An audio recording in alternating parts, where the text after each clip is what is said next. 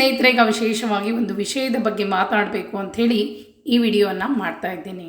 ಯಾವ ವಿಚಾರವನ್ನು ನಾನು ಇಲ್ಲಿ ಹಂಚ್ಕೊಳ್ಳಿಕ್ಕೆ ಬಂದೀನಿ ಅಂತಂದ್ರೆ, ವಿಧವಾ ಸ್ತ್ರೀಯರಿಗೆ ಕೆಲವರು ಅಪಮಾನಕರವಾಗಿ ಮಾತನಾಡ್ತಾರೆ, ಅಪಮಾನವನ್ನು ಮಾಡ್ತಾರೆ. ಅದರ ವಿಚಾರವಾಗಿ ಈಗ ನಾನು ತಿಳಿಸ್ಕೊಡ್ಲಿಕ್ಕೆ ಬಂದೀನಿ. ಯಾಕಂದರೆ ನಮ್ಮ ಮನೆಗೆ ಕೆಲವು ಸ್ತ್ರೀಯರು ಬಂದಿದ್ದರು, ಅಂದರೆ ಹೆಣ್ಣು ಮಕ್ಕಳು. ಅವರಿಗೆ ಆಗಿರುವಂಥ ಅಪಮಾನವನ್ನು ನನ್ನ ಮುಂದೆ ಹೇಳ್ಕೊಂಡ್ರು, ನೋವು ಪಟ್ಟರು, ಕಣ್ಣಲ್ಲಿ ನೀರು ಹಾಕಿದ್ರು. ಕೆಟ್ಟ ಅನ್ನಿಸ್ತು, ನನಗೆ ಸಂಕಟ ಆಯಿತು. ಒಬ್ಬ ಹೆಣ್ಣು ಮಗಳು ಯಾರ್ದೋ ಜೀವನದಲ್ಲಿ ಹೆಂಡತಿಯಾಗಿ, ನಂತರ ಆ ಒಂದು ಕುಟುಂಬಕ್ಕೆ ತಾಯಿಯಾಗಿ, ಕುಟುಂಬವನ್ನು ಸಲಹುವ ಸ್ತ್ರೀಯಾಗಿ, ಈ ರೀತಿಯಾಗಿ ಇರುವಂಥ ಸಂದರ್ಭದಲ್ಲಿ ಆಕಸ್ಮಿಕವಾಗಿ ಗಂಡನನ್ನು ಕಳೆದುಕೊಂಡ್ರೆ ಆಕೆಯನ್ನು ವಿಧವಾ ಸ್ತ್ರೀ ಅಂತ ಹೇಳ್ತೇವೆ. ಗಂಡ ಇಲ್ಲದವಳು, ಆದರೂ ಕೂಡ ಅವಳು ಯಾವುದೇ ಜವಾಬ್ದಾರಿಯಿಂದ ಹಿಂಸರಿಯುವುದಿಲ್ಲ. ಕುಟುಂಬವನ್ನು ಸಲಹುತ್ತಾಳೆ, ತಾಯಿಯಾಗಿ ನಿಂತು ಆ ಮಕ್ಕಳಿಗೆ ವಿದ್ಯಾಭ್ಯಾಸ ಕೊಡ್ತಾಳೆ, ಮಕ್ಕಳಿಗೆ ಎಲ್ಲ ಒಂದು ಕಲ್ಯಾಣ ಕಾರ್ಯಗಳನ್ನು ಮಾಡ್ತಾಳೆ, ಎಲ್ಲದಕ್ಕೂ ಮುಂದೆ ನಿಂತು ಮಾಡ್ತಾಳೆ. ಆದರೆ ಆಕೆಗೆ ಅಮಂಗಳೆ ಅಂಥೇಳಿ ಪಟ್ಟವನ್ನು ಕಟ್ಟಿ ಆಕೆಯನ್ನು ಎಲ್ಲದಿಂದ ದೂರ ಇಡ್ತಾರೆ. ಸರಿ, ಈಗ ಏನಾಗಿದೆ ಅಂದ್ರೆ, ಕೆಲವು ಹೆಣ್ಣು ಮಕ್ಕಳು ನನ್ನ ಹತ್ರ ಏನು ಕಣ್ಣಲ್ಲಿ ನೀರು ಹಾಕಿ ಏನು ಹೇಳಿದ ವಿಷಯ ಅಂದರೆ, ಈಗ ಅಧಿಕ ಮಾಸದ ಭಜನೆ ನಡೆದದ. ಭಜನೆ, ಮನುಷ್ಯನಿಗೆ ಭಜನೆ ಮಾಡಬೇಕು, ಹಾಡಬೇಕು, ಭಗವಂತನ ಆರಾಧನೆ ಮಾಡಬೇಕು, ಇದು ಎಲ್ಲರಲ್ಲಿರುವಂಥ ಒಂದು ಉತ್ಕಟ ಬಯಕೆ ಅಷ್ಟೇ. ಅದಕ್ಕಾಗಿ ಭಜನೆಗಾಗಿ ಬಂದಂಥ ಹೆಣ್ಣು ಮಕ್ಕಳಿಗೆ ಕೆಲವರು ಮುತ್ತೈದೆಯರಿಗೆ ಮಾತ್ರ ತಾಂಬೂಲವನ್ನೆಲ್ಲ ಕೊಡ್ತಾರೆ. ಹೆಣ್ಣು ಮಕ್ಕಳೇ ಈ ವಿಧವಾ ಸ್ತ್ರೀಯರನ್ನು ಕಣ್ಣೆತ್ತಿಯೋ ಕೂಡ ನೋಡುವುದಿಲ್ಲ ಕೆಲವೊಂದು ಕಡೆ. ಅದಕ್ಕಾಗಿ ಅವರಿಗೆ ಕೆಟ್ಟ ಅನ್ನಿಸ್ತದೆ. ಹೌದು, ನಾನೇನು ಹೇಳ್ತೀನಿ ಅಂದರೆ, ಆ ರೀತಿಯಾಗಿ ಆ ಹೆಣ್ಣು ಮಕ್ಕಳಿಗೆ ಅಪಮಾನ ಮಾಡೋದ್ರಿಂದ ಅವರು ನೋಯಿಸ್ಕೊಂಡ್ರೆ ಖರೆ ಅಂದರೆ ಮನೆಗೆ ಒಳ್ಳೆಯದಾಗುವುದಿಲ್ಲ. ಅದಕ್ಕಾಗಿ ನಿಮ್ಮ ಮನೆಗೆ ಭಜನೆಗಾಗಿ ಅಂತ ಬಂದಾಗ ಅವರ ಬಾಯಿಂದ ಭಗವಂತನ ನಾಮಸ್ಮರಣೆ ಬಂದಿರ್ತದೆ. ಅವರು ಹಾಡಿ ದೇವರ ನಾಮಸ್ಮರಣೆಯನ್ನು ಮಾಡಿರ್ತಾರೆ. ಅಂಥವ್ರಿಗೆ ಪ್ರತಿಯೊಬ್ಬರಿಗೂ ನೀವು ಒಂದು ಏನು ಉಡುಗೊರೆ ಕೊಡ್ತಿರ್ತೀರೋ ಅವರಿಗೂ ಕೂಡ ಸರಿಯಾಗಿ ಸಮಾನವಾಗಿರುವಂಥ ಒಂದು ಉಡುಗೊರೆಯನ್ನು ಅವರಿಗೂ ಸಹ ಕೊಡಬೇಕು. ನೀವು ಅವರಿಗೆ ಅರಿಶಿನ ಕುಂಕುಮ ಕೊಡಬಾರ್ದು. ಅರಿಶಿನ ಕುಂಕುಮ ಕೊಡ್ರಿ ಅಂತ ನಾನು ಹೇಳುವುದಿಲ್ಲ.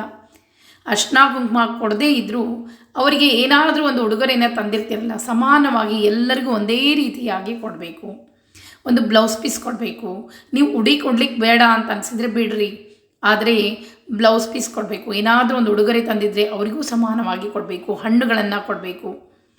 ಈ ರೀತಿಯಾಗಿ ತಾಂಬೂಲ ದಕ್ಷಿಣೆಯನ್ನು ಕೊಡಬೇಕು. ಎಲ್ಲಿ ಭಗವಂತನ ನಾಮಸ್ಮರಣೆ ಇರ್ತದೋ ಅಲ್ಲಿ ಸಾಕ್ಷಾತ್ ಭಗವಂತನೇ ಇರ್ತಾನಂತೆ. ಒಂದು ಸಲ ನಾರದ ಮುನಿ ಬರ್ತಾರಂತೆ. ವೈಕುಂಠದಲ್ಲಿ ಭಗವಂತನೇ ಇರುವುದಿಲ್ಲ. ಎಲ್ಲಿದ್ಯೋ ಭಗವಂತ ಅಂತಂದರೆ, ನಾನು ನನ್ನ ನಾಮಸ್ಮರಣೆಯನ್ನು ಹೇಳಿ ಹಾಡಿ ಕುಣಿತಾ ಇದ್ದರು, ಅಲ್ಲಿ ಹೋಗಿ ನಾನು ಅವ್ರ ಜೊತೆ ನಿಂತಿದ್ದೆ ಅಂತ. ಅದಕ್ಕಾಗಿ ಭಗವಂತನ ನಾಮಸ್ಮರಣೆ ಎಲ್ಲಿರ್ತದೋ ಅಲ್ಲಿ ಭಗವಂತ ಇರ್ತಾನೆ. ಯಾರ ಬಾಯಲ್ಲಿ ಭಗವಂತನ ನಾಮಸ್ಮರಣೆ ಬರ್ತಾ ಇರ್ತೋ ಅವರೇ ಧನ್ಯರು, ಅವರೇ ಪುಣ್ಯವಂತರು ಅಂತ ಹೇಳ್ತೇವೆ. ಹೀಗಾಗಿ ಎಷ್ಟೋ ಜನರು ಈ ವಿಧವಾ ಸ್ತ್ರೀಯರನ್ನು ಮನೆಯವರೆಗೆ ಕರೀತಾರೆ, ಹಾಡ್ಲಿಕ್ಕೆ ಕರೀತಾರೆ, ಭಜನೆಗೆ ಕರೀತಾರೆ. ಆದರೆ ಮುತ್ತೈದರಿಗೆಲ್ಲವನ್ನು ಕೊಟ್ಟು ವಿಧವಾ ಸ್ತ್ರೀಯರನ್ನು ಹಾಗೆ ಕಳಿಸ್ತಾರೆ. ದಯವಿಟ್ಟು ಹಾಗೆಲ್ಲ ಅಪಮಾನ ಮಾಡಲಿಕ್ಕೆ ಹೋಗಬೇಡ್ರಿ. ಯಾಕಂದರೆ ಅವರು ನೊಂದುಕೊಂಡ್ರೆ ಯಾವತ್ತೂ ಒಳ್ಳೆಯದಾಗೋದಿಲ್ಲ.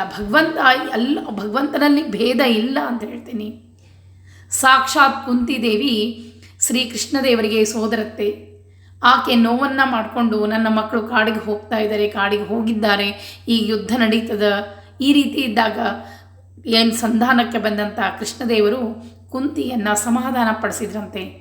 ಯಾಕೆ ಭಗವಂತ ಆಕೆ ವಿಧವಾ ಸ್ತ್ರೀ ಇದ್ದಾಳೆ, ಆಕೆ ಮುಖವನ್ನು ನೋಡುವುದಿಲ್ಲ ಅಂತ ಏನು ಅನ್ನಲಿಲ್ಲ.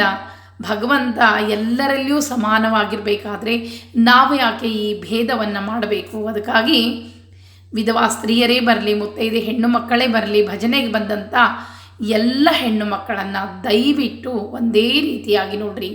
ಅವರು ಭಗವಂತನ ನಾಮಸ್ಮರಣೆಯನ್ನು ಹಾಡಿ ಹೊಗಳಿದಾಗ ನಮ್ಮ ಮನೆಗೆ ಕೂಡ ಒಳ್ಳೆಯದಾಗ್ತದೆ. ಹಿರಿಯರು, ಒಳ್ಳೆಯ ಮನಸ್ಸಿನವರು ಯಾರೇ ಆಗಿರಲಿ, ಅವರು ನಮ್ಮ ಮನೆಯಲ್ಲಿ ಮಾಡಿದಂಥ ಆಶೀರ್ವಾದ ಕೂಡ ನಮಗೆ ಎಲ್ಲ ರೀತಿಯಿಂದ ಒಳ್ಳೆಯದಾಗ್ತದೆ. ಅದಕ್ಕಾಗಿ ಯಾರೂ ಈ ವಿಧವಾ ಸ್ತ್ರೀಯರಿಗೆ ಅಪಮಾನವನ್ನು ದಯವಿಟ್ಟು ಮಾಡಲಿಕ್ಕೆ ಹೋಗಬೇಡ್ರಿ. ಇದು ವಿನಂತಿ ಅಂತ ಹೇಳ್ಕೊತೀನಿ. ನಿಮಗೆ ಅಕಸ್ಮಾತಾಗಿ ವಿಧವಾ ಸ್ತ್ರೀಯರು ನಿಮ್ಮ ಮನೆಗೆ, ಯಾಕಂದರೆ ಮನುಷ್ಯ ಅಂದಮೇಲೆ ಯಾವ ಸಮಯದಲ್ಲಿ ಏನಾಗ್ತದೆ ಹೇಳಲಿಕ್ಕೆ ಬರೋದಿಲ್ಲ. ನಾಳೆ ಅದೇ ಪರಿಸ್ಥಿತಿ ನಿಮ್ಮ ಮತ್ತಾರಿಗೂ ಬರ್ಬೋದು. ಅದಕ್ಕಾಗಿ ವಿಧವಾ ಸ್ತ್ರೀಯರು ಕಣ್ಣೀರನ್ನು ಹಾಕಿದರೆ ಅವರ ಶಾಪ ಖಂಡಿತವಾಗಿಯೂ, ಯಾಕಂದರೆ ಆಕೆ ಮೊದಲೇ ಸಂಕಟದಿಂದ ನೋವಿನಿಂದ ನರಳಿರ್ತಾಳೆ. ಅಂಥವರು ಯಾವುದೇ ನೀವು ನಿಮ್ಮ ಮನೆಯಲ್ಲಿ ಏನೇ ಒಂದು ಫಂಕ್ಷನ್ ಇದ್ದರೆ ಏನೇ ಇದ್ದರೂ ಕೂಡ ಎಲ್ಲರಿಗೂ ಕೊಟ್ಟಾದಮೇಲೆ ಅದ್ರಿಗೊಂದು ತಾಂಬೂಲ ಏನೋ ಒಂದು ದಕ್ಷಿಣೆಯನ್ನು ಕೊಡೋದಿತ್ತು ಅಥವಾ ಏನೋ ಒಂದು ಉಡುಗೊರೆಯನ್ನು ಕೊಡೋದಿತ್ತು, ಕೊನೆಯದಾಗಿ ಆದರೂ ಕೊಡ್ರಿ.